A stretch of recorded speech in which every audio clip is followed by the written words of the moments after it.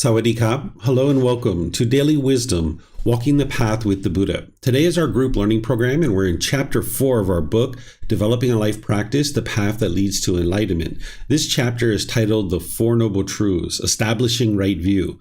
This is where you can have a real breakthrough to understanding the problem in the mind, the cause of the problem, the elimination of it, and the path forward, how to completely solve the problem that the Buddha discovered. This is the very first teaching of the Buddha, and anybody who's interested in really getting onto the path, firmly understanding the path, would really start with the Four Noble Truths. So I'm going to start with meditation during our class like we do each class, but then I'm going to move into a talk on the Four Noble Truths, helping you guys to be able to understand this very important teaching. So I'd like to welcome all of you, whether you're joining for the first time or you're joining regularly. Maybe you're on Facebook, YouTube, or in Zoom. Maybe you're even listening or watching to this on our podcast or our replay. So welcome to everybody. And at the same time, I'd like to invite you to join for our meditation. I'm going to start with some chanting to ease us into the meditation.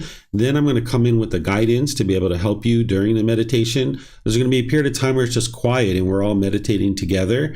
Then we're going to come out of the meditation with some more chanting. And then that's where we'll start today's class. So if you'd like to take a position, either seated, lying, or standing, these work really well for online learning. If you'd like to join in with the chants, you're more than welcome to. And then, like I mentioned, I'll be back in with the guidance after the chanting. Arahang Samma Sambuddho Bhagava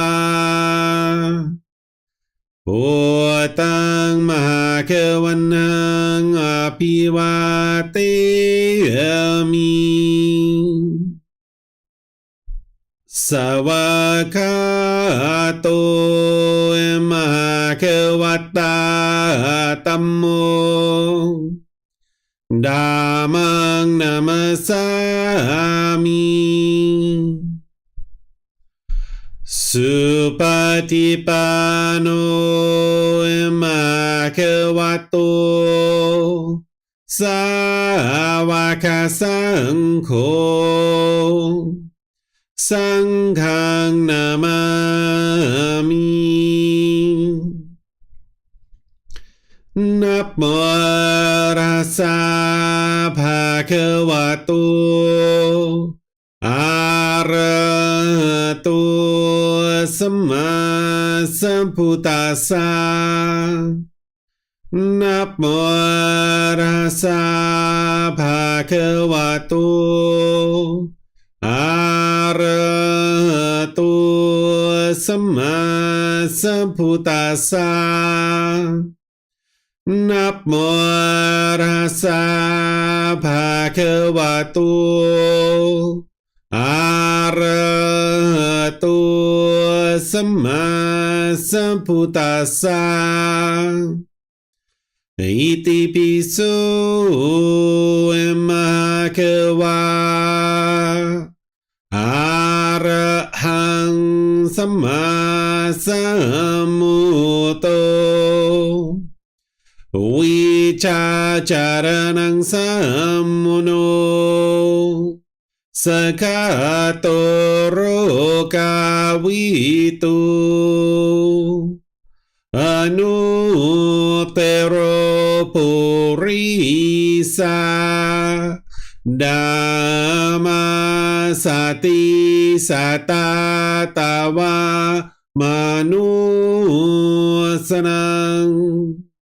Hoto Bhagavati.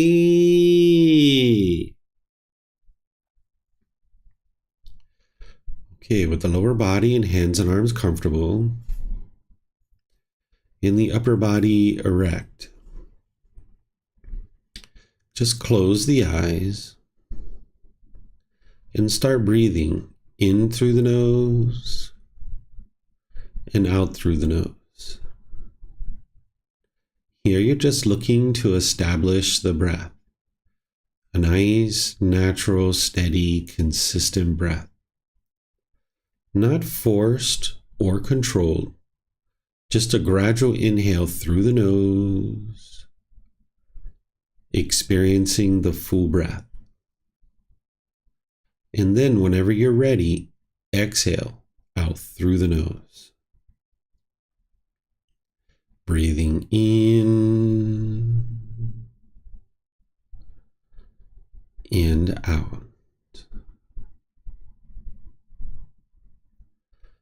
Breathing in and out.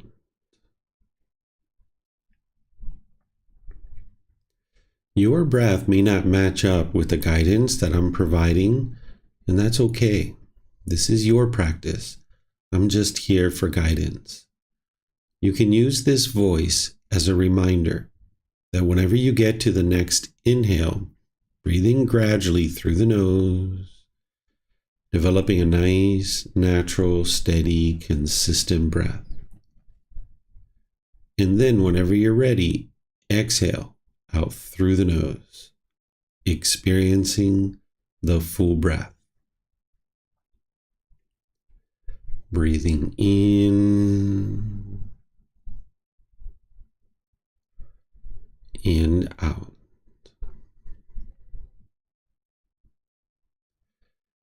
Breathing in and out.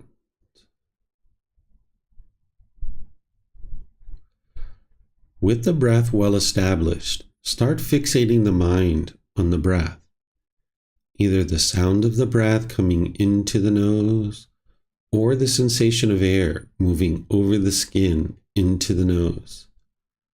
The breath is the present moment. Fixate the mind on the breath, the present moment. Breathing in and out. Breathing in and out.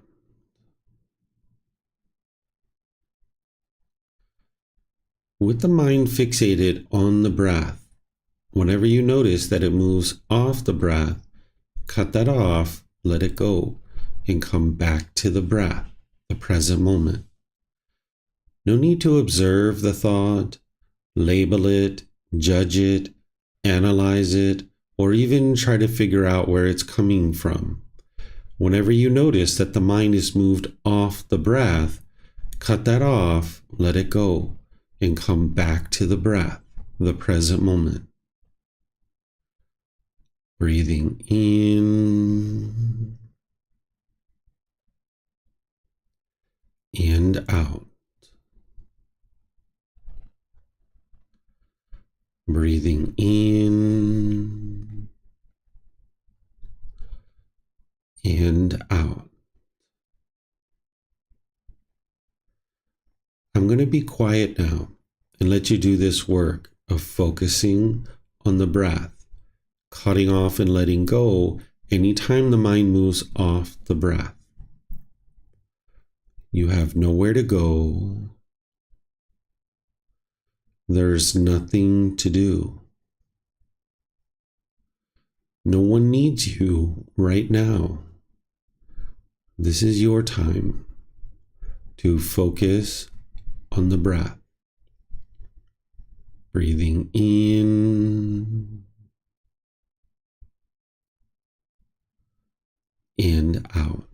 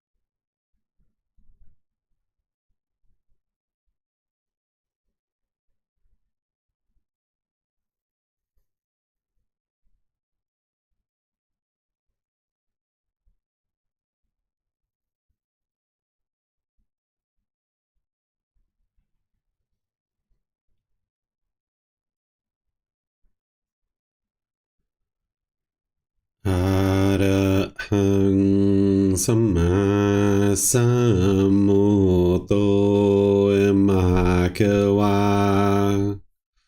โหตังมหาเขวันหังอภิวาเตมิสวากขาโตมหาเขวัตตาธัมโมดามังนามัสสามิสุปฏิปันโนภะคะวะโตสาวกสังโฆสังฆังนามามินะโมตัสสะภะคะวะโตอะระหะโตสัมมาสัมพุทธัสสะนะโมตัสสะภะคะวะโตอะระหะโตสัมมาสัมพุทธัสสะนะโมตัสสะภะคะวะโตอะระหะโตสัมมาสัมพุทธัสสะอิติปิโสมหาเขวาอะระหังสัมมาสัมพุทโธวิจาจารนังสัมโมโนสคาโตโรกาวิตุอนุเตโรปุริสาดามาสติสัตตาตาวามนุสนังโหโตภะคะวะติ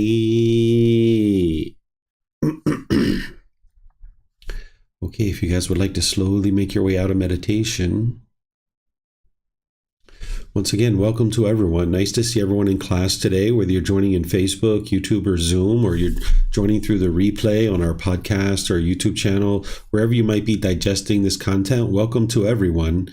Today's class, as I mentioned, is all about helping you to understand and establish right view, where you can understand the Four Noble Truths and establish right view. This is the very beginning of the path to enlightenment.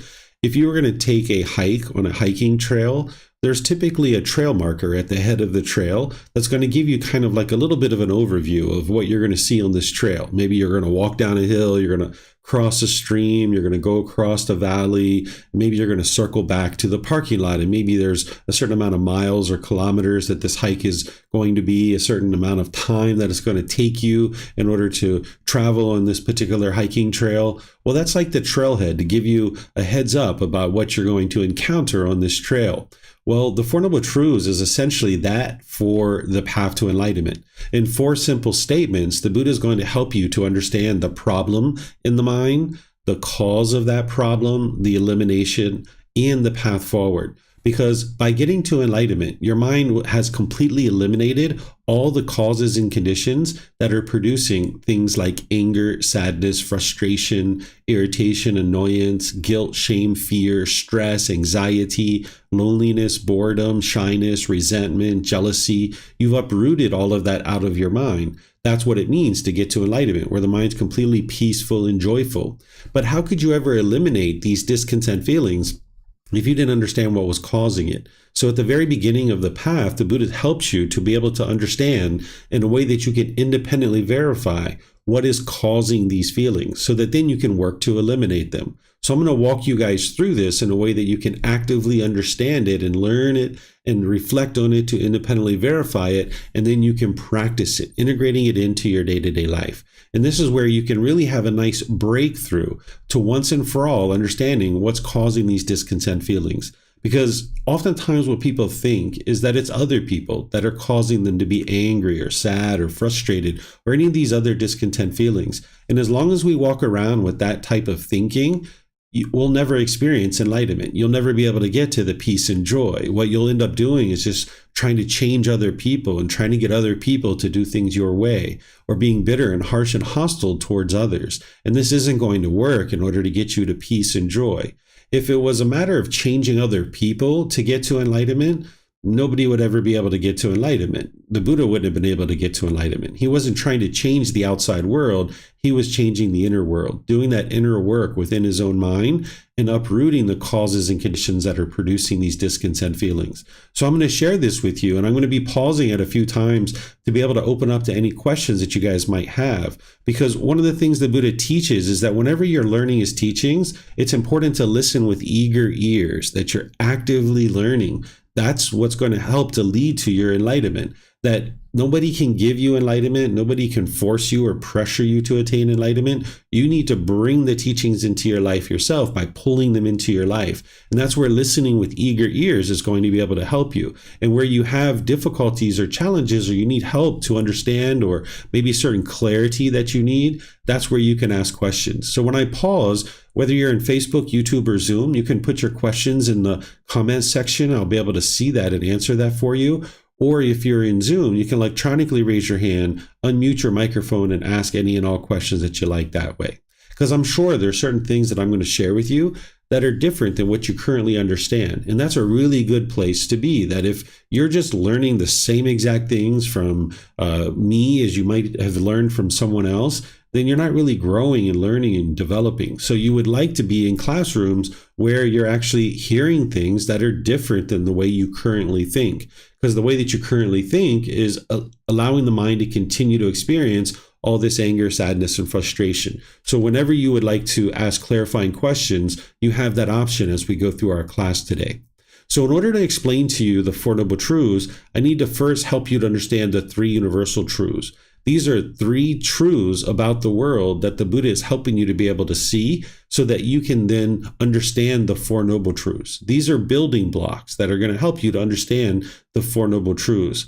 Remember, the Buddha didn't teach the way the world should be, right? He didn't give you rites and rituals and ceremonies and worship and prayer. He didn't give you rules and commandments. He's helping you to understand the way the world is. So that's what these universal truths are going to help you to be able to do. So the three universal truths and the Four Noble Truths are referred to as truths because the Buddha knew that they were true. I know that they're true, and other people know that they're true. But you need to know that they're true in order for you to be able to gain the benefit. And that's where you're cultivating wisdom. So as I share this with you, don't believe anything that I have to say, because with belief, you don't know what's true or false. You need to be able to get to wisdom. Because with belief, maybe you've convinced yourself to believe something, or someone else convinced you to believe it, and you don't know what's true or false. You need to get to wisdom, and that's what's going to cultivate the mind and help you to move closer and closer to enlightenment.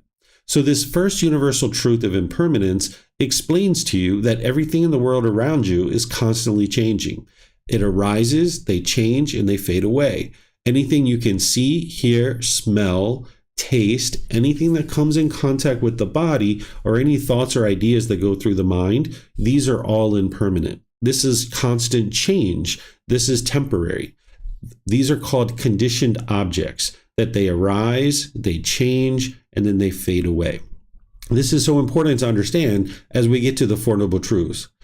There are things that are called unconditioned objects, things like enlightenment itself. When you get to enlightenment, the mind is unconditioned, that it's a permanent mental state. And the natural laws that the Buddha taught, those are also unconditioned, they are permanent. It's the same natural laws that existed during the lifetime of the Buddha that exist now. That's why his teachings are timeless. That we don't need to change his teachings or modify his teachings, because he was describing the universal truths and he was describing all these natural laws. So we don't need to modify his teachings because he was describing these natural laws and they haven't changed. So enlightenment is an unconditioned object, that the mind is then unconditioned, is purified of the causes and conditions that are producing discontentedness. all conditioned objects will arise, they will change, and then they will fade away. They are temporary. And this is anything that you can see, hear, smell, taste, anything that comes in contact with the body, or any thoughts or ideas that go through the mind. So remember, you're not interested in believing this. This is the intellectual learning, the examination, investigation that we're doing with the teachings. Now you move this into reflection to be able to independently verify whether it's true or it's false. So the way you do that is you take something that you know, that you're familiar with, and you ask yourself, for example, is this body permanent or is it impermanent? And you can think about this body and you can ask yourself that question, and you can see that if it's permanent, it's stayed the same your whole life and it's never changed. If it's impermanent, then that means it's constantly changing. So ask yourself, is this body permanent or impermanent? Well, of course, you'd probably come back with that it's impermanent, because ever since the egg and the sperm has come together, this body has been constantly changing. That we get taller, we get shorter, our teeth grow, and then they fall out, and then we get new teeth, we get pimples and moles and wrinkles, gray hair, we start losing our hair. All these things are part of the change of the physical body. Then you can ask yourself about relationships. Are your relationships permanent or impermanent? If they're permanent, then that means you've had the same exact people in your life your entire life. If your relationships are impermanent, then that means people have been constantly coming and going in and out of your life. So as you can see, your relationships are also impermanent. And then what about your bank account? Is your bank account permanent or is it impermanent? Of course, it's impermanent, right? It's going up and down and up and down. Some people's goes up, up, up. Some people's goes down, down, down, right? This is all impermanence. And then what about the weather? Is the weather permanent or impermanent? If it's permanent, it's exactly the same weather every day. And if it's impermanent, it changes. It's different, right? Well, of course, it's different, right? So we could go on and on and on. And if you need to do this, you should, because you need to walk around the world and you need to be able to independently verify whether what I'm sharing with you is true or it's false, because this is an important building block to get to the Four Noble Truths. So if you're walking down the street and you see a crack in the sidewalk, that's impermanence. If you see a fence that is painted and the color is fading, you can see, that's impermanence, right? If you had a certain job at one point and now you have a different job, that's impermanence. So you need to be able to go around the world and be able to see that everything around you is constantly changing. This is impermanence. Then there's the universal truth of discontentedness. Some people refer to this as suffering, but I don't refer to it that way. I refer to it as discontent, discontented, or discontentedness. I'll explain to you what this is, and then I'll circle back and help you to understand why I don't use the word suffering, even though you might see that in other places. So the Buddha here in this universal truth is explaining what the unenlightened mind experiences, that the mind is unstable, it's unsteady, it's shaken up, that it experiences pleasant feelings, painful feelings, and neither painful nor pleasant. These are conditioned feelings. That based on some condition, the mind is then going to experience happiness, excitement, elation, thrill, exhilaration, euphoria. This is very pleasant for the mind to experience, and it's based on some condition. And then there's painful feelings like sadness, anger, frustration, irritation, annoyance, guilt, shame, fear, stress, anxiety. These are very painful for the mind to experience. Then there's neither painful nor pleasant. I've put boredom and loneliness here, but some people say that's very painful for them. So you could put it in the painful category, but something like shyness is a good example here, that it's not painful, it's not pleasant, it's neither painful nor pleasant. Or maybe if you were on public transportation and somebody came and sat really, really close to you and your body was touching their body, you might say, it's not painful, it's not pleasant, it's neither painful nor pleasant. The mind's kind of like uncomfortable or dissatisfied. So these are the three feelings that the Buddha describes that the unenlightened mind experiences. They are conditioned feelings. What that means is that based on some condition, you're going to experience a feeling. So for example, based on the condition that it's sunny outside, you might get happy. And now, if you come back 30 minutes later and it's raining, if that condition is no longer met, meaning the sun is not there, now it's raining, that's where you'll experience sadness, right? So this is why you haven't been able to get to permanent happiness, because your mind is forming its feelings based on some condition. If it's sunny, I'll be happy. but if it's raining, I'm going to be sad or frustrated. Or if your bank account balance is up here, I'm happy. But if it goes down here, then I'm sad or frustrated.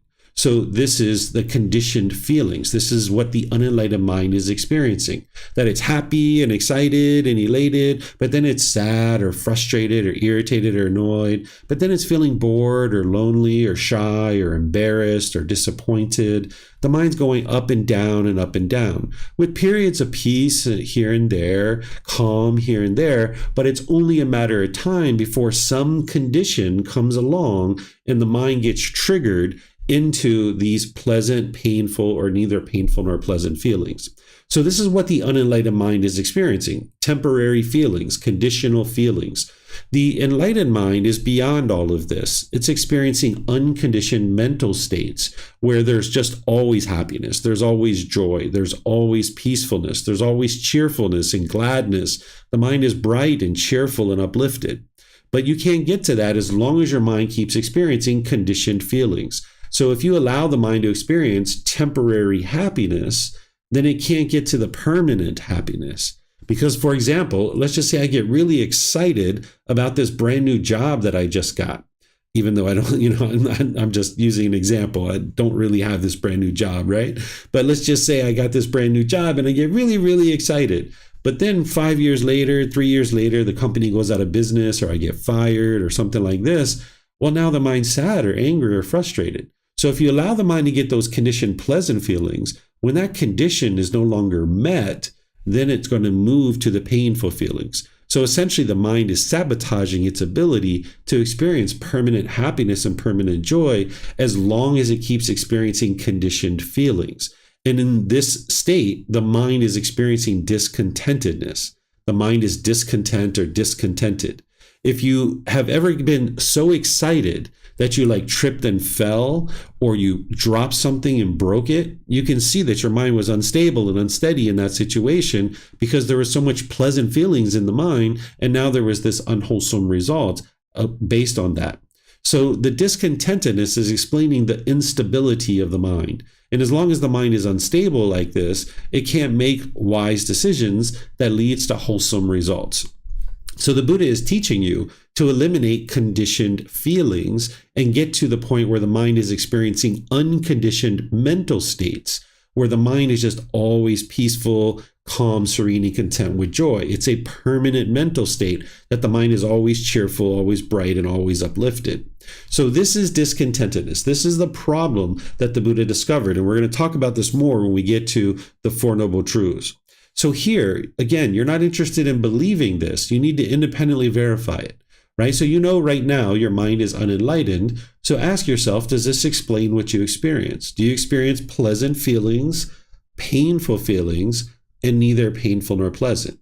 And you should be able to start seeing that those are conditioned feelings, right? That based on some condition, you're going to experience this.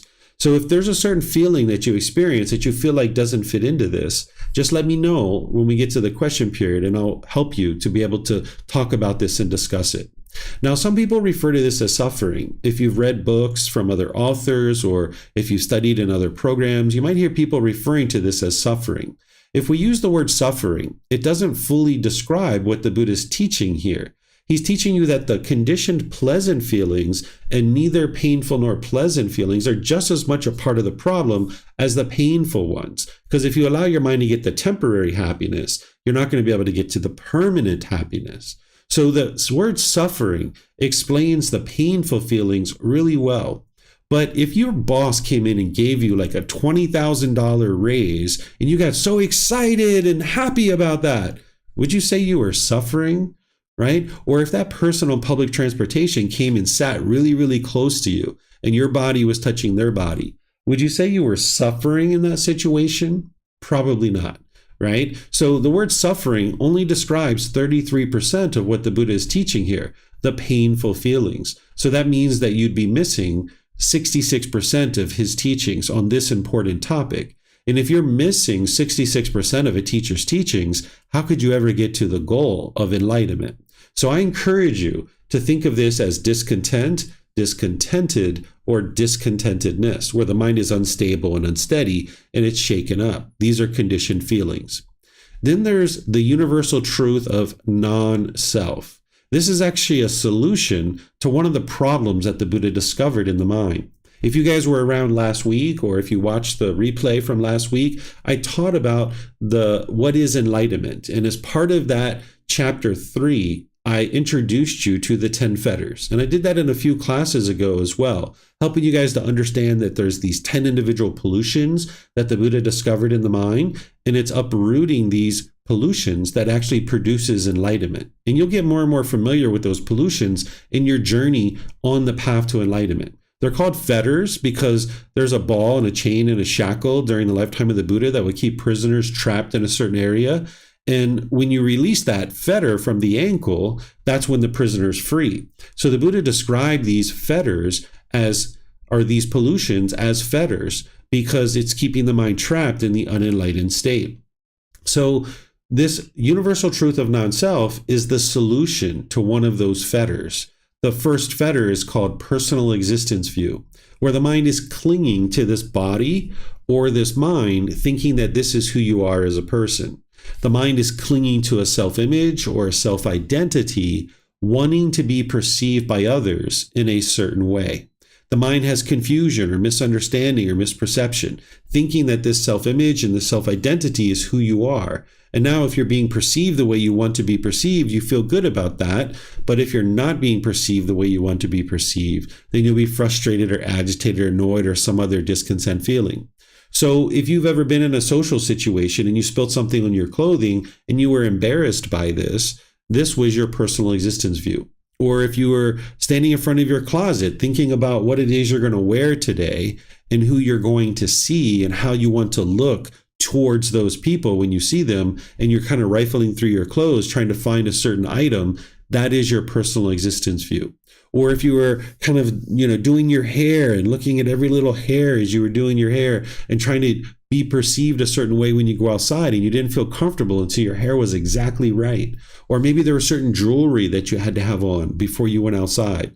This is the personal existence view, wanting to be perceived by others in a certain way. The mind's clinging to this self-image. But then there's also self-identity in the mind that the mind will cling to as part of personal existence view. This might be around your culture, your ethnicity, your sexual orientation, your nationality, your job or occupation. The mind can cling on to any number of things as part of your identity. And now, when that's intact, you might feel whole, but when it's not, you might feel like less of a person. So if you've ever been in a relationship with a boyfriend or girlfriend, and you identified with, I am a boyfriend, or I am a girlfriend, or I am a husband, or I am a wife, when you guys were together, that was intact. But then when you were single, your mind didn't identify with I am single, so you might have felt the urge to get right back into another relationship again, because the mind thought this was the way to solve the problem. It didn't realize that the problem is actually a pollution in the mind where it's clinging to this identity, thinking that this is who you are. So the mind thought the way to solve this is hurry up and get right back into another relationship. Or if you've ever heard people talk about your nationality, like all Americans are lovely and kind and warm and gentle, or all Brits, or all Australians, or all Polish people, or all, any number of different identities that someone might be having in terms of their nationality, like I am Chinese, or I am Lithuanian, or I am Brazilian. And people were talking fondly of that. You might have been like, wow, they're talking about me. I feel good. But then when somebody says something degrading or disparaging about that nationality that your mind is holding on to as an identity, you might have felt diminished and degraded. You might have felt angry and frustrated in that situation because your mind is clinging to that identity of who you think you are. The mind can do this with any number of things that it can cling to, even like a job or occupation. If you have a certain job or occupation, like a police officer, and you think, I am a police officer. And now, as long as you're doing that job, you feel great. But then maybe 10, 15 years down the road, you get injured, you get fired, maybe you retire, and you're not doing that job anymore. You might feel like less of a person. You might feel diminished. Maybe you're driving a taxi and really longing and yearning to be able to be a police officer. And now you're really conflicted in this situation. So this personal existence view is standing in the way of your peace and your joy, because as long as you cling to a self-image or a self-identity, then the mind is going to experience discontentedness over and over and over again. So the Buddha teaches you as a universal truth that there is no self. And this is to teach you to eliminate your clinging to this self-image and this self-identity of who you think you are. So by letting that go, and that takes training to be able to do that, then the mind can be at peace and be at joy.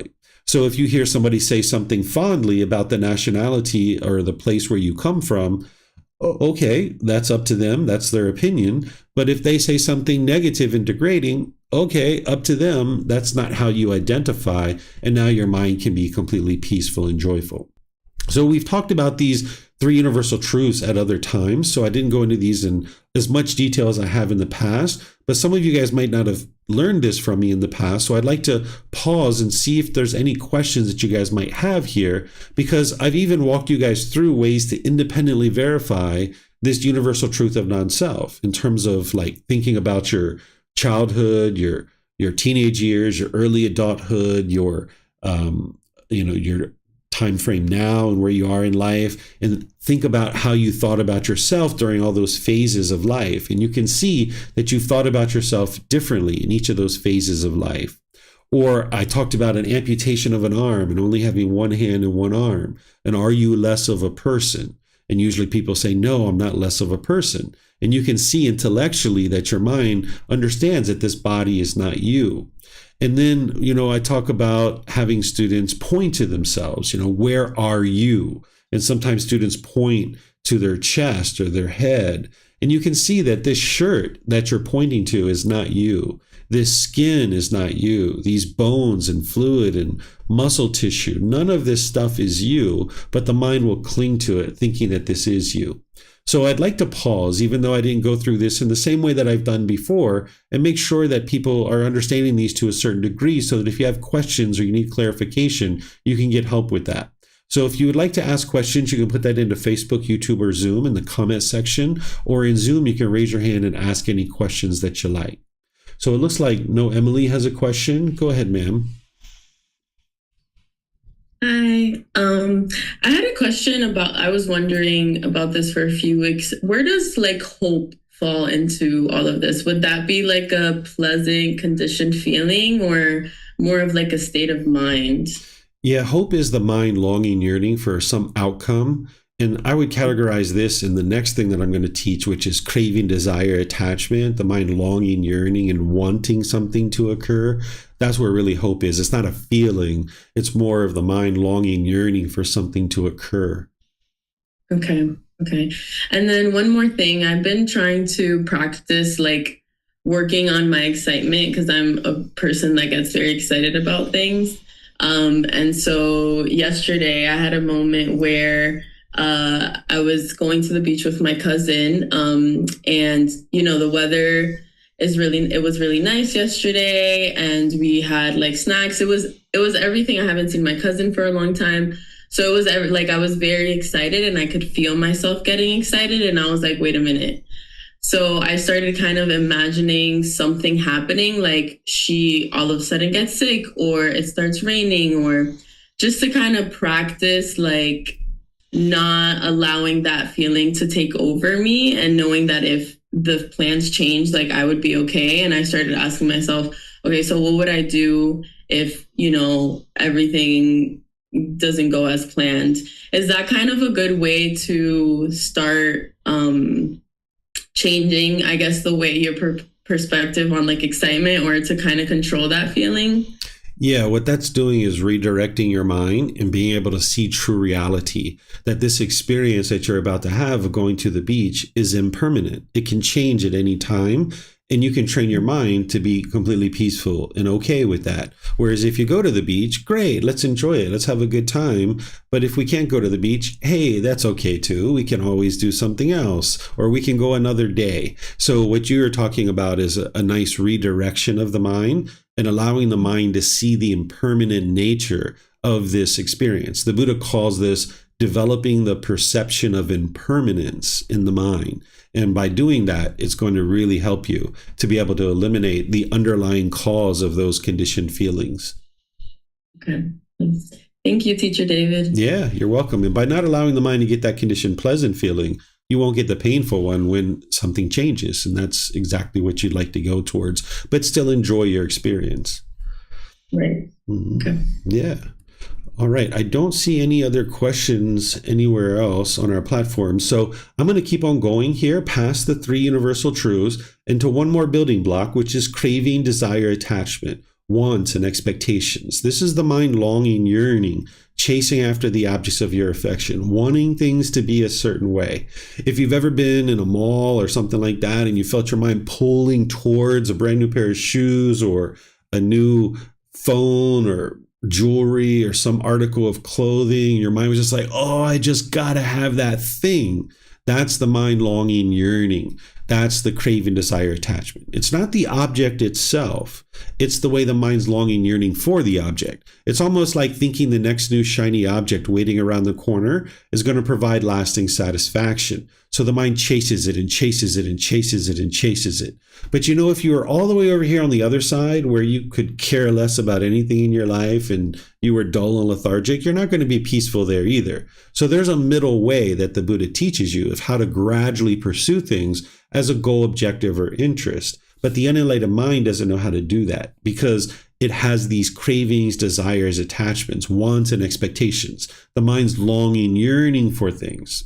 So if you can look at your mind over the last several days or weeks or months or years, you can probably see situations where your mind was longing, yearning for something. Maybe you really wanted a boyfriend or girlfriend, or maybe you really wanted more money, or maybe you really wanted a new car or a new house. Your mind was longing, yearning for this thing, thinking that this external thing was going to create some kind of lasting satisfaction. Maybe it was some kind of travel or vacation or new job. Again, the problem isn't the new job or the holiday or the car. That's not what we're talking about here. It's the way the mind's longing, yearning for it, thinking that it's going to provide lasting satisfaction, and it's trying to latch on to it as if this is going to satisfy the mind. So you need to be able to see this aspect of the mind where it longs and yearns. This is what's going to now help you to understand the Four Noble Truths. Because in these 4 simple statements, you can independently verify what's causing these feelings, because then you'll actually be able to eliminate them. The first noble truth is explaining the problem, that everyone that is unenlightened will experience discontentedness. This is the problem that the Buddha discovered within the unenlightened mind, that it goes up and down and up and down, that it's happy and excited one moment, and then the next moment it's angry and sad and frustrated, or it's irritated or annoyed, or it's lonely or bored or shy. The mind goes up and down and up and down. It's not stable and steady. So this is the problem that every unenlightened being is experiencing. The cause of that problem is described in the second noble truth. The cause of discontentedness is craving, desire, attachment, because the mind wants everything to be permanent when everything in the world is impermanent. So I'll say this a few times and give you some examples. Those discontent feelings, the pleasant feelings, painful feelings, and neither painful nor pleasant, are being caused by craving, desire, attachment, the longing, the yearning, the chasing after the objects of your affection, wanting things to be a certain way, expecting things to be a certain way. The mind's craving permanence when in reality, everything around you is impermanent. It's constantly changing. But the unenlightened mind doesn't understand this. So it struggles and has difficulties when it's experiencing this change or this impermanence. So the examples that I usually help people to be able to see this with is that if you could think back to when you maybe had a boyfriend or girlfriend, the very first one or the second or third one, some relationship that was very impactful for you. When you guys first got together, you might have been so happy and so excited. This person was maybe calling you, checking in on you, sending you text messages. Maybe they were inviting you to the movies or dinner. Maybe you're going to the park and having great conversations. Maybe you're having intimate contact like sex and things like this. And maybe you were so excited by this and there were so much pleasant feelings involved. But then over time, the relationship dissolved and you guys broke up. And that's where maybe you were angry or sad or frustrated. or feeling lonely or bored, or maybe you were missing this person. It wasn't your love that was causing this.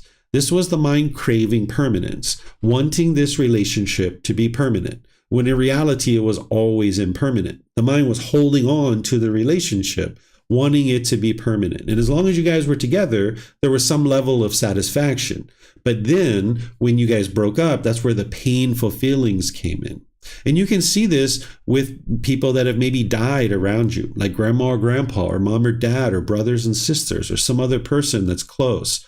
As long as they're alive, you were happy and you had a certain amount of pleasant feelings in your mind.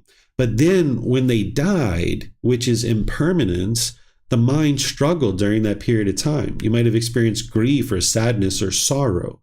And this wasn't your love. Again, love is a genuine interest in seeing all beings be well. What this was the mind holding on and craving permanence. Grandma and grandpa had to die because they were born. They had to die, just like all of us, right? All the relationships we have around us are going to end someday, either with our own death or those people are going to die. But with the mind craving permanence and holding on and wanting these people to be permanent in our life, when we experience this change, the mind doesn't like it. So one of the ways to say this is, yes, the mind craves permanence, but another way to say it is that the mind does not like impermanence. The unenlightened mind doesn't like change. If you look in your life when things have been changing, these are some of the times that you've struggled the most, even when you've implemented those changes yourself. Like maybe you changed jobs, or you changed living locations, or you changed relationships. These were some of the biggest challenges for you in life.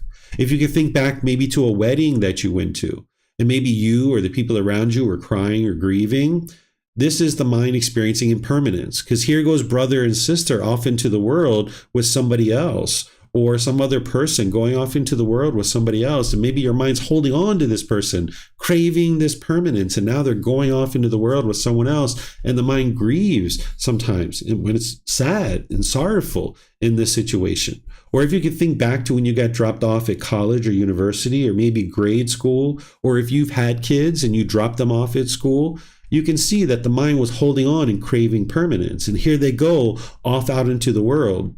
Or maybe here you go off out into the world and your parents are staying behind. And now the mind craving permanence, it experiences painful feelings during this situation.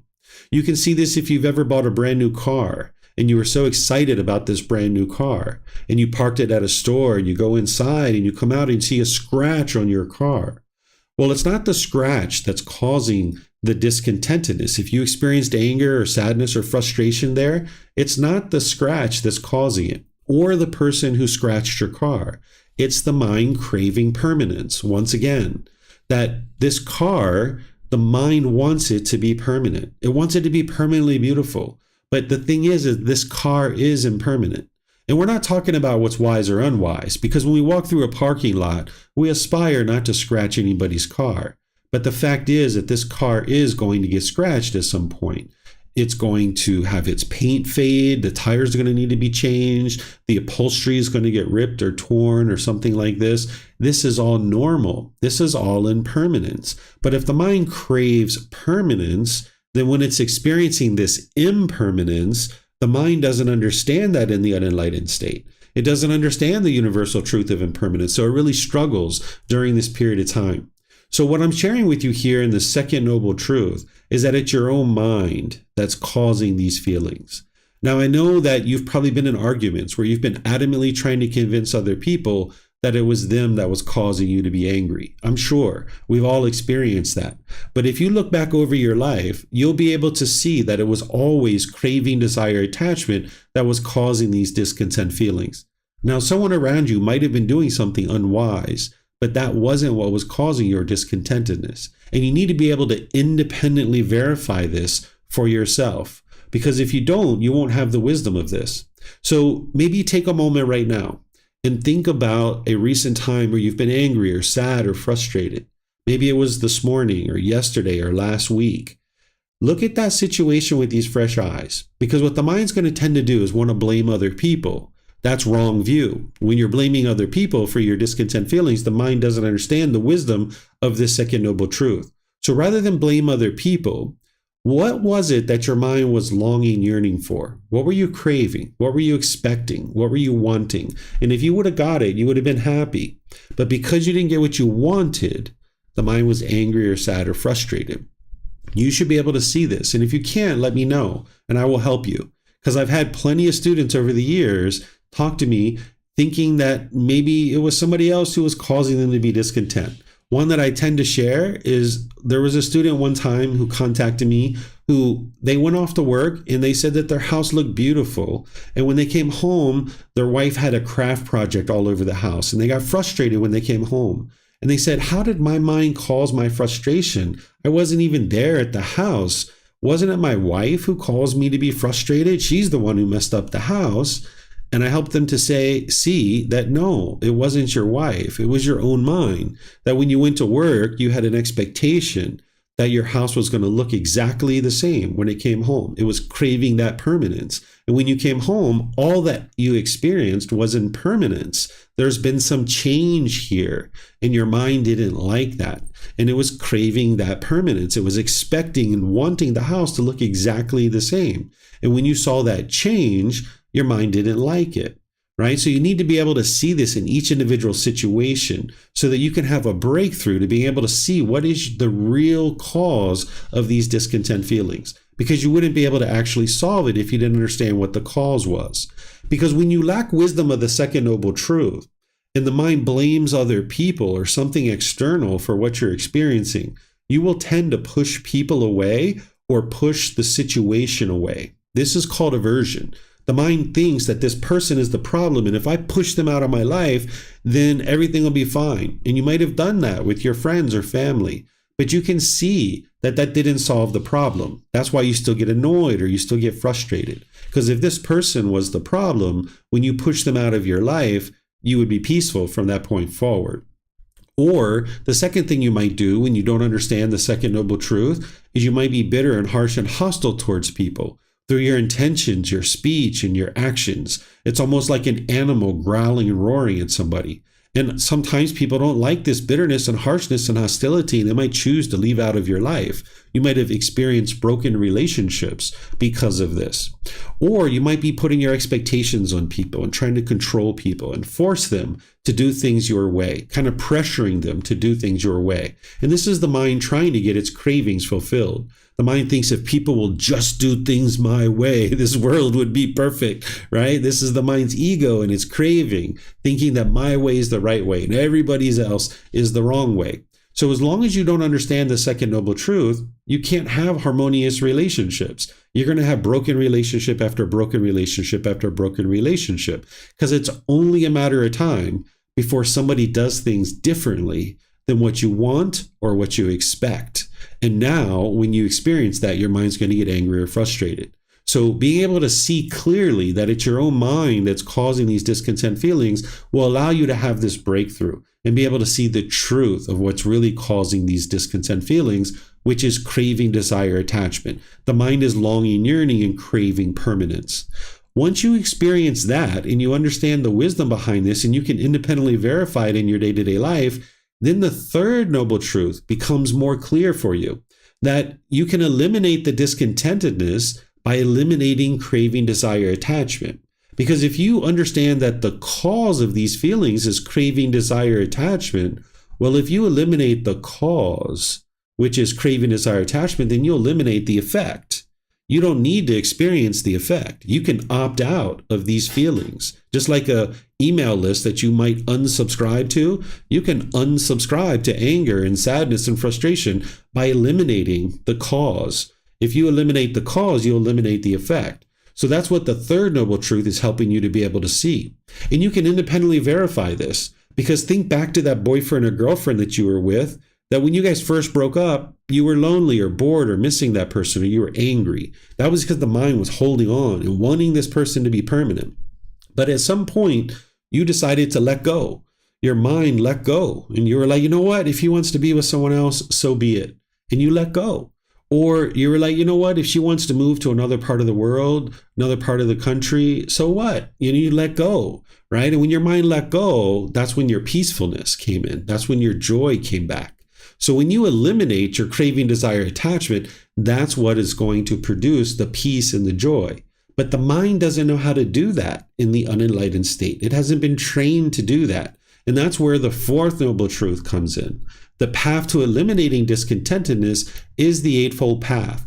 This is the complete perfect plan that's going to guide you in how to train your mind to eliminate all craving, desire, attachment, where the mind's not longing, yearning. But you're not also going to be over here where you're dull and lethargic. You're going to be in the middle where the mind is gradually pursuing goals, objectives, or interests through wise decision making. But it all starts with right view. That's the foundation.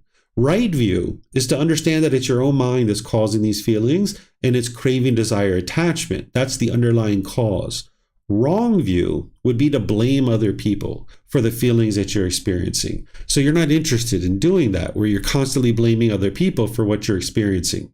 So the way that you practice right view, if you have learned it, you've reflected on it to be able to see that it's true, then you need to start practicing this more and more. That in your day-to-day life where you're experiencing discontentedness, rather than trying to blame the people around you for what you're experiencing, look inward.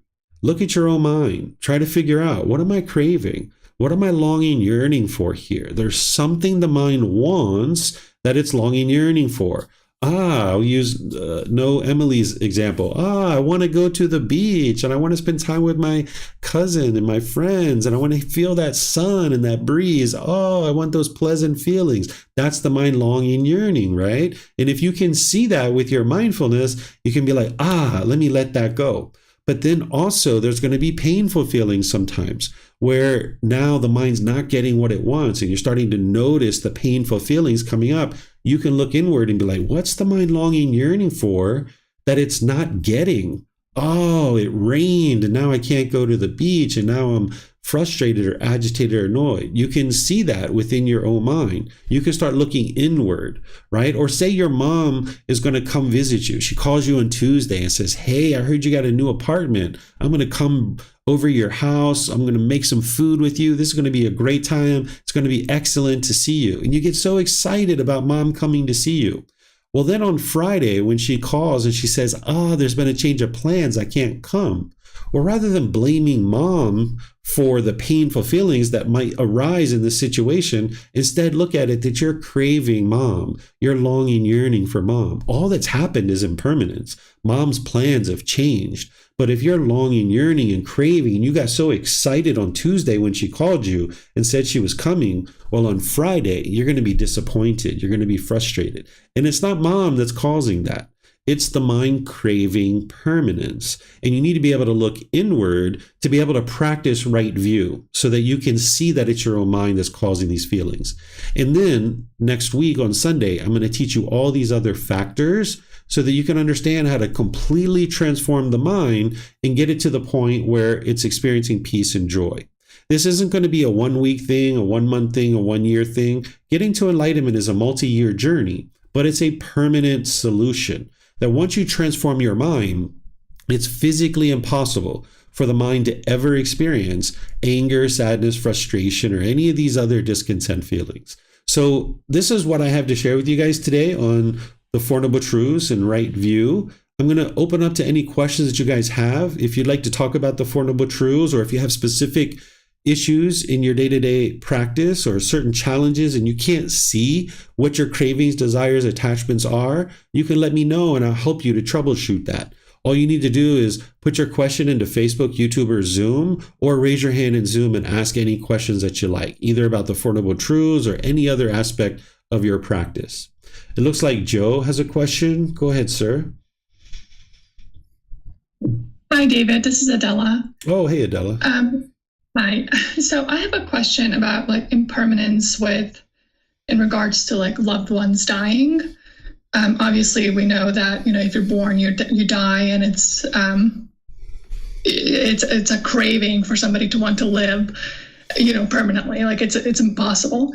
But how does an enlightened person go through, a period of grief? I think a lot of people would feel a sadness or maybe anger, and those are all feelings of discontentedness. So how does somebody who's enlightened approach grief? An enlightened being won't experience grief because their mind isn't craving permanence. The grief is the painful feelings that the mind is not getting what it wants. It's not getting its craving fulfilled. So you can actually experience someone very close to you dying, and your mind is not upset. You're not angry. You're not lonely or bored because your mind doesn't have an attachment. And that's where you can see that it's not your love that's causing the discontent feelings, because you can love this person dearly and you have nothing but love for this individual, meaning you have a genuine interest in seeing them be well, but you don't have any painful feelings based on their death. So you're not maintaining your happiness because of them dying. It's not like you're happy because they're dying. You're actually happy despite the fact that they died, because this is a very normal thing for people to be born, to people to be dying. This is just the way the world is constantly working because of impermanence. But the mind can be trained to not hold on and crave permanence. So therefore, when people die that are close to you, you can just maintain your peacefulness and maintain your joy, staying with the thoughts of the appreciation and gratitude that you had to be able to have this person in your life for whatever period of time that you had in your life. You don't need to feel like you've been cut off at the knees or the carpet's been pulled out from under your feet. You can just maintain your peace and maintain your joy, because this is a very normal thing that people are born and people die, and the mind doesn't grieve because of this very normal thing that's happening. Okay.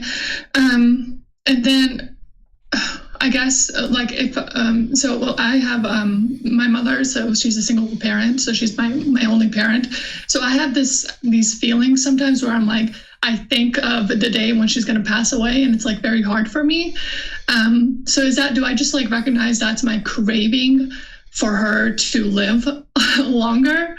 Is that a craving? Is that what that is? Yes, that's a craving, desire, attachment. The mind's craving permanence. And what you're actually doing is really helpful. The Buddha actually taught this. It's called contemplation of death, or reflection on death, that you actually envision in your mind that your mom has died.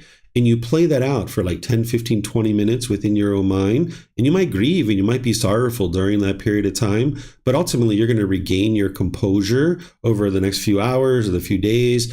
And then if you do that multiple times, spread out over multiple weeks, you'll eventually get to the point where you can envision your mom dying and you're completely comfortable with it.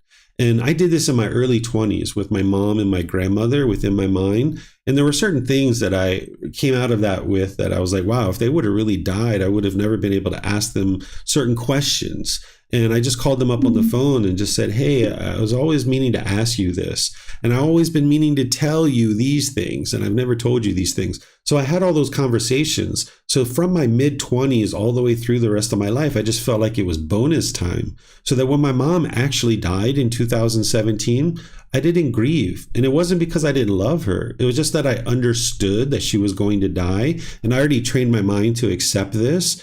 And my mind had already let go, 20 some odd years earlier. So I was able to maintain my peace and maintain my joy, understanding that this was very normal, that if somebody was dying. And this is where you can see that you can love someone and not have grief upon their death. Mm-hmm. Okay, that's very helpful. Thank you, Teacher David. Yeah, you're welcome. So I would encourage you to keep doing that, Adela. All right, so it looks like Kurt has a question. Go ahead, sir. Yeah, so basically. Okay. So sometimes we have people that try to crash our Zoom sessions.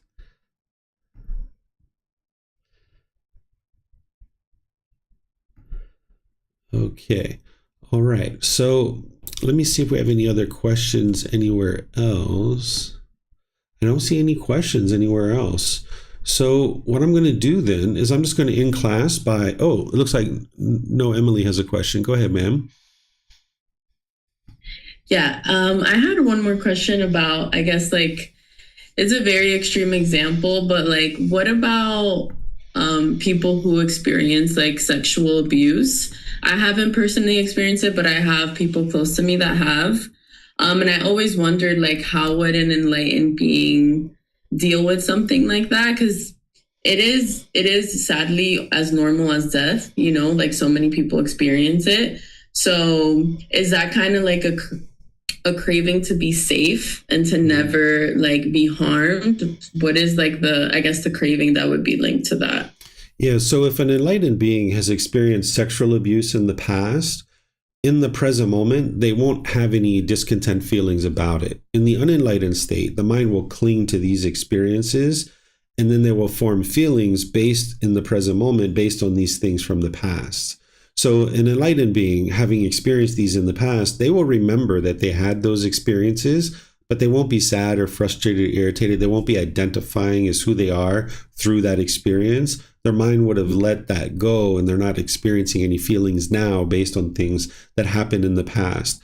I don't suspect an enlightened being would experience sexual abuse once their mind's enlightened, because by that point, they're making 100% wise decisions. They're, going to be in a situation where that's not something that is going to be possible. I don't know of any enlightened beings that have experienced that, but if they did experience it, they wouldn't experience discontentedness. It's not something they would enjoy, right? But it's not something that would cause any discontentedness in their mind. In fact, this being would most likely try to defend this body and not allow this thing to occur. But oftentimes, not always, of course, I'm not a victim blamer, but there are certain decisions that we make that lead to these situations. Like, for example, if I chose to go to a bar and drink and use drugs, and I was around people that were doing this, and 2, 3 a.m. we spill out into the parking lot, and now for some reason I get hit over the head and get sexually abused. Of course, that's not the way all of these situations happen, but just using this as an example, that there were certain decisions that I made that led to that. Right? Like going out to drink and being around drugs and alcohol and things of this nature, where an enlightened being isn't going to be making those types of decisions. So all of that unwholesomeness gets knocked down, where you're not likely to experience those kinds of things because you're making these wise decisions about who to associate with, who to spend time with, who's around you. So I can't imagine an enlightened being experiencing sexual abuse, but an enlightened being could have experienced it in the past, but their mind is completely let go of any kind of forming of feelings based on those things that have happened in the past. Okay. Makes sense. Thank you. Yeah, you're welcome. I'm going to just check one more time if we have any questions anywhere. And I don't see any. Oh, it looks like Marta is raising her physical hand. I can see you there. All right, Marta. Hi. Yes, I don't know. I can't figure out how to raise the hand online, but I will hopefully one day. So, Teacher David, I have a question. So recently I was driving in a car with my father, and usually I try to not blame others, for my anger. As you said, we should come up with an example of getting angry. So I recall that I got angry. The situation was that I was reading that my father is not driving safely. So, so I'm not, it's difficult for me, like I was angry, like I would perceive that he was making me angry because of his driving, right? But it was about my safety and my daughter's safety. So yeah, I don't know how to approach this, like I can next time not get into the car with my father, right? But how to not get angry, I really, I can't find the solution here. Yeah, so this is connected. I didn't exactly say it with No Emily, but yeah, there's a craving for permanent safety, craving for permanent health, craving for permanent life. These kinds of things is what leads to that discontentedness. And of course, you need to make wise decisions to ensure that this body stays healthy and that you are able to, eat certain foods, exercise, have personal hygiene and medical care and things like this. But you can do this from the middle way. Whereas if the mind craves and longs and yearns for permanent life or permanent health, then when you don't have that, then the mind's discontent. But if you are all the way over here on the other side where you could care less what happens to this body, you're not going to be able to make wise decisions to maintain its health. So you'd like to come to the middle. So what the unenlightened mind is going to want to do in those situations where it's experiencing discontentedness is like, okay, I'm never going to drive with dad ever again, right? And that's the aversion, that it wants to push away the person or push away the situation. In this situation, that you're describing. You're pushing away the situation because, of course, you're not pushing away your dad. You're just interested in pushing away the situation that I'm never going to ride in that car with him ever again. But what you would actually like to be able to do is look at the situation, and is he really driving unsafely? And if so, like if somebody, I don't think this is the case, but let's just use a different example. Let's just say somebody was intoxicated or something like this. It would be unwise to get in the car with that person. And that's part of what an enlightened being and someone on the path to enlightenment would know, that, hey, this is unwise. I'm not going to get into this car. But then there's, short of that too, there are some people who are 100% sober, but they're just not driving in a safe manner. And in that situation, if you're experiencing discontentedness in the car, it could still be wise for you to not ride with that particular person in the car, but it's not going to solve the discontentedness. So you're going to still need to be in situations where people are driving a little bit less than perfect, or maybe a little bit more or less than perfect, and your mind can be trained to be comfortable and at ease in those situations. So you're going to need to expose the mind to some of these situations, but doing it in a safe way that doesn't put this body in any kind of danger. Mm-hmm. Right, thank you. So is it like exploring, is it about like connecting, just exploring, also like accepting that I will die as well, right? And it might happen earlier than I expect in some way, right? That would be the way. Yeah, like what I was talking about with Adela about contemplation of death of loved ones and people that are close to you. You can actually do that for yourself. You can contemplate your own death, and that'll help you to eliminate your craving for permanent life. But also you can expose the mind to these situations. And this is something I'm going to teach in chapter 13 when we get to it. Today was just about the Four Noble Truths. And then, of course, you're going to need the entire Eightfold Path. You're going to need to have mindfulness and awareness of mind. You're going to need to be able to cut off and let go when those feelings are coming up. You're going to need to be able to redirect the mind. All those things that you learned when you were here, I think, in Chiang Mai with the Eightfold Path. But there's other proactive methods and things you can do, like contemplation of death and things like this.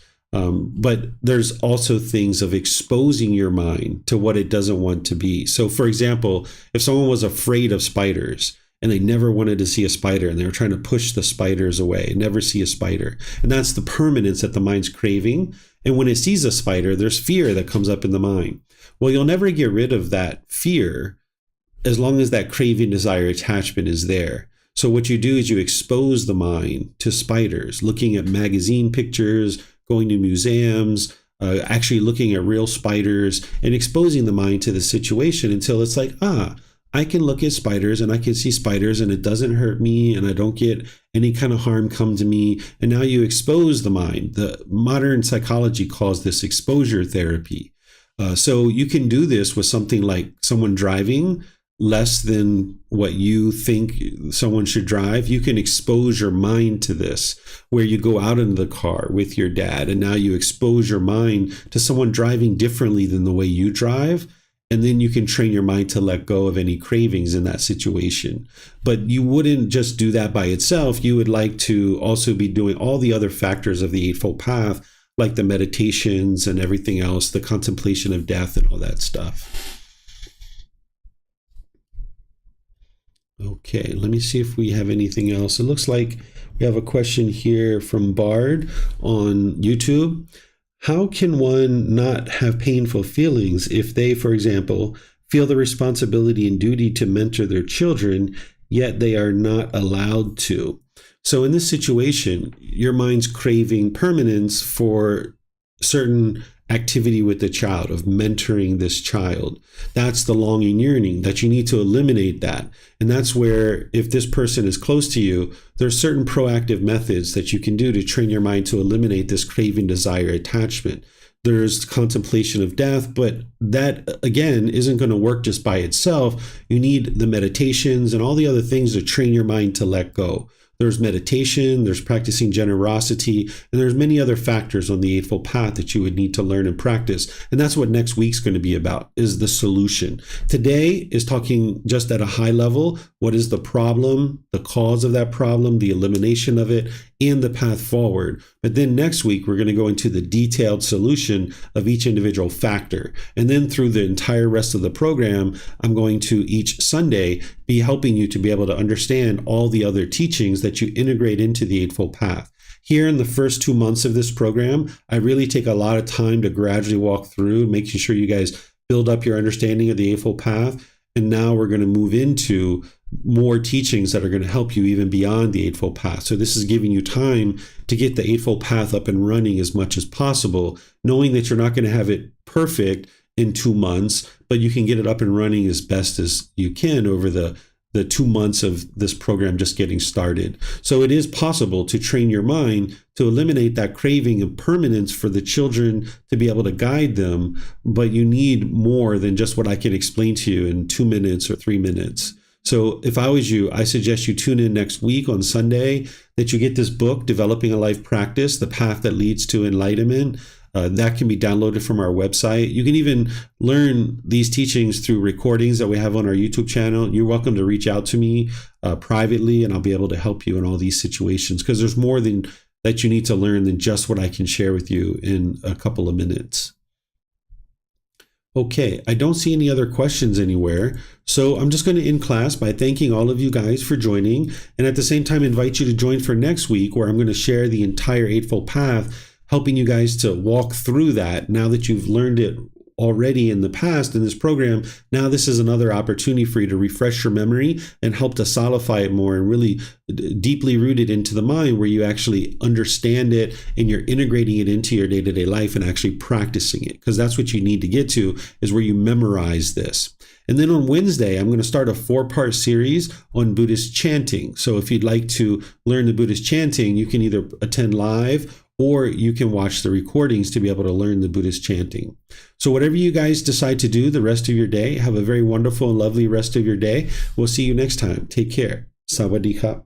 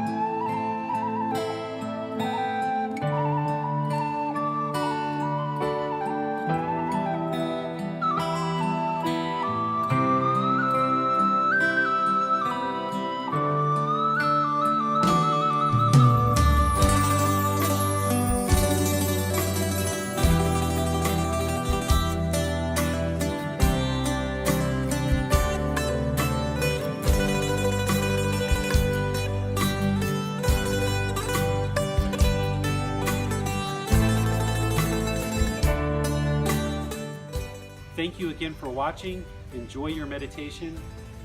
Look forward to seeing you online and answering any questions that you might have. Thank you so much.